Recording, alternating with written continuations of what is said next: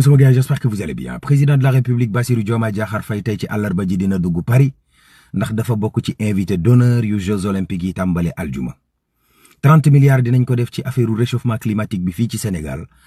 ndax kon suñu wàllu climat gën a joyantiku mbokk yi dafa am jenn waay ju ne Lat Diop daf ko jox 1 milliard ci price procureur dégg ko daal ne wax jooju nañ ko leeral waaw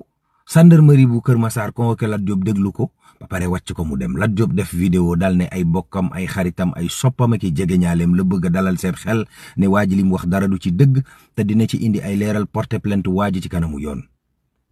ñu jóge ca loola juróom-ñaar fukki doomu Sénégal 70 la ñu jàpp kon bande armée ci àllub Tunisie bi Moustapha Diakhaté daal ne projet bi du dëgg arnaque la.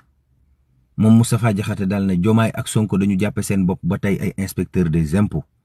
daal ne kon Diomaye du président prête-nom la Moustapha Diakhaté jàngatkatu politique yi daal ne fi mu nekk nii pexe opposition bi yëpp moom mooy fab chômeurs yi marchand ambulant yi ak jakartaman yi dóor leen ci kaw nguur gi Ousmane Sonko ngay jege assemblée nationale ngir déclaration de politique générale waaw ñaawteef musiba mbabba kumba xew caaroy ñetti xale yu am ñeent juróomi at lañu fekk ci biir benn oto seeni néew bi ñu ubbee oto bi xamuñu ndax dañ leen a rey dugal leen ca oto ba xamuñu ndax dañ leen a tëj ci oto bi ba ñu génn àdduna. Balla Gaye Eumeu Sène nee na nañ ko jox 150 millions bu ñu bëggee mu sëgg ba rek moom waaw kay Guy Marius Sagna mu ngoy toj parlement de la CEDEAO waaye noonu Afrique ñoom dañ koy xeex ci wax